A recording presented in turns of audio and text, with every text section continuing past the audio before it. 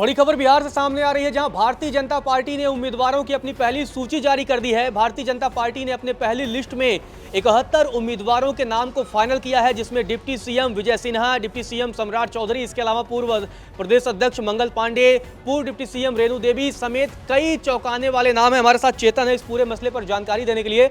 चेतन, 3 दिन का वक्त है और नामांकन दाखिल करने की आखिरी तारीख है पहले चरण की, और 3 दिन पहले ये लिस्ट आती है। बहुत दिनों से ये प्रतीक्षा थी कि आखिर भारतीय जनता पार्टी के उम्मीदवारों की लिस्ट आएगी। पहली लिस्ट में कितने बड़े नामों को जगह दी गई है ये जरूरी हो जाता है, क्योंकि पहले ही लिस्ट में दोनों डिप्टी सीएम को जगह दी गई है और उन्हीं के सीट से उन्हें उम्मीदवार बनाया गया है। नहीं, बिल्कुल। और ये 71 नामों की जो सूची है, इसमें ये समझ आता है कि बहुत ज़्यादा मंथन के बाद इस सूची को बीजेपी ने सामने लाया है, क्योंकि हम देख रहे हैं एनडीए में भले ही सीट शेयरिंग को लेकर बात बन गई हो, फॉर्मूला सेट हो गया हो, लेकिन फिर भी कुछ जो खटपट थी वो अंदरूनी चल रही थी।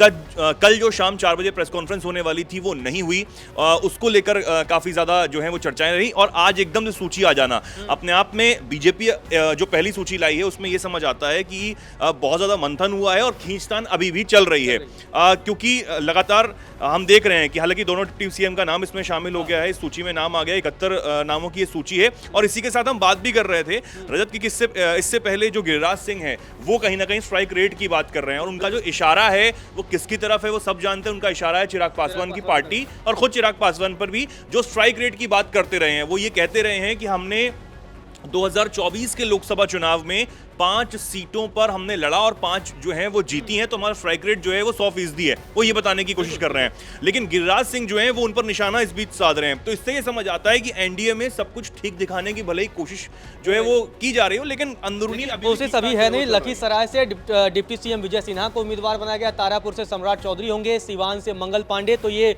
वो नाम भी सामने आ रहे हैं जिनके नाम पर भारतीय जनता पार्टी की तरफ से मुहर लगाई गई है। कई बड़े नामों को भी इस लिस्ट में शामिल किया गया है। चेतन, हम गिरिराज सिंह पर आएंगे कि गिरिराज सिंह ने किस तरीके से चिराग पासवान को ये जवाब दिया है, क्योंकि चिराग पासवान लगातार यही कहते रहे कि हमारा स्ट्राइक रेट बेहतर है और हमें स्ट्राइक रेट के हिसाब से सीटें मिलनी चाहिए। लेकिन अब जो लिस्ट आई है, इस लिस्ट में कई बड़े नामों को मौका दिया गया है। बिल्कुल, नाम बता देते हैं। अगर हम सूची में देखें तो कई बड़े नाम जो हैं वो शामिल हैं। बेतिया से रेणु देवी को यहाँ पर उतारा गया है, मोतिहारी सीट से प्रमोद कुमार को यहाँ पर उतारा गया है। कई बड़ी जो सीटें हैं वो यहाँ पर हैं। इसी के साथ सीतामढ़ी की अगर हम बात करें तो सीतामढ़ी से सुनील कुमार पिंटू जो हैं उनको बीजेपी ने मैदान में यहाँ पर उतारने का फैसला यहाँ पर किया है। इसी के साथ और जो है किशनगंज एक बड़ी सीट है। बड़ी खबर यह है कि विधानसभा अध्यक्ष नंद किशोर यादव, उनका टिकट कट गया है। विधानसभा अध्यक्ष का टिकट कटा है, नंद किशोर यादव नाम है, उनका टिकट कट गया है। तो ये बड़ी खबर है।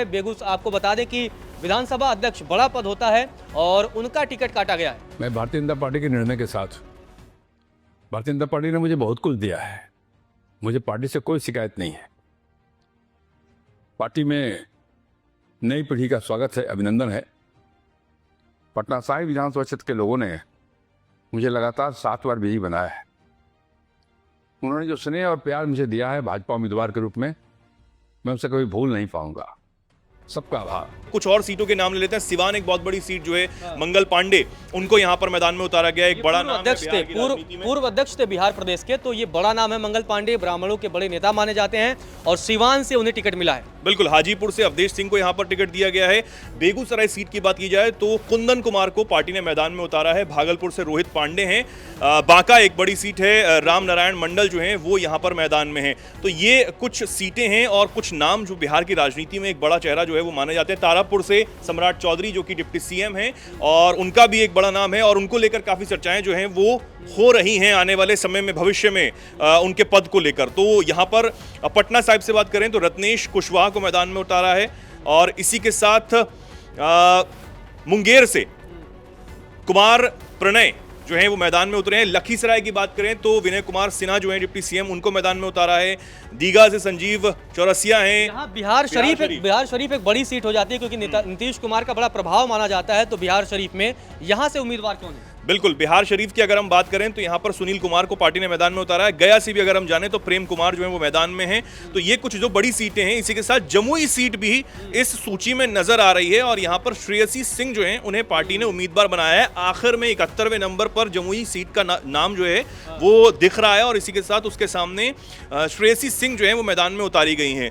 तो यहाँ पर ये सीट जो है बंटवारा हुआ है, इसमें ये भी अभी सामने आना बाकी है कि कितनी खींचतान के बाद यहाँ पर ये सीट बंटवारा जो है वो हुआ है, क्योंकि हमने फॉर्मूला देखा था 101 जेडीयू, 101 बीजेपी, 29 जो हैं वो लोजपा यानी कि चिराग पासवान की और 6-6 हम और जो उपेंद्र कुशवाहा हैं उनकी पार्टी को यहाँ पर मिला है। तो ये यहाँ पर अभी नजर आ रहा है और अब देखना होगा जेडीयू किस तरीके से कौन कौन सी सीटों पर अपने उम्मीदवार उतारने वाली है और लोजपा जो 29 सीटें इस गठबंधन में पाई है अब तक, वो 29 सीटें कौन सी हैं और कौन कौन से उम्मीदवार वो पार्टी उतारने वाली है। क्योंकि हम जो बात कर रहे थे गिरिराज सिंह वाली, उन्होंने कहीं ना कहीं इस स्ट्राइक रेट पर निशाना साधने का जो है वो काम किया है। पर सीधा हमला बोला था, सीधे तौर पर चिराग पासवान लगातार स्ट्राइक रेट की बात कर रहे थे और वो कई बार ये कह रहे थे कि हमारा स्ट्राइक रेट बेहतर है, 2024 में हमने सभी सीटें जीतकर आपको दी, इसीलिए हमें ज्यादा सीटें मिलनी चाहिए। तो अब गिरिराज सिंह जो कि भारतीय जनता पार्टी के बड़े चेहरा हैं, केंद्र की मोदी सरकार में मंत्री हैं और अपने साथी ही मंत्री पर निशाना साध दिया है। नहीं, बिल्कुल साथी मंत्री पर निशाना साधा है और ये अपने आप में एक बड़ी बात भी है, अटपटी बात भी यहाँ पर नजर आ रही है। अगर हम देखें स्ट्राइक रेट की भी हम बात कर लें, लेकिन उससे पहले गिरिराज सिंह का वो पोस्ट ही आपको बता देते हैं कि आखिर गिरिराज सिंह ने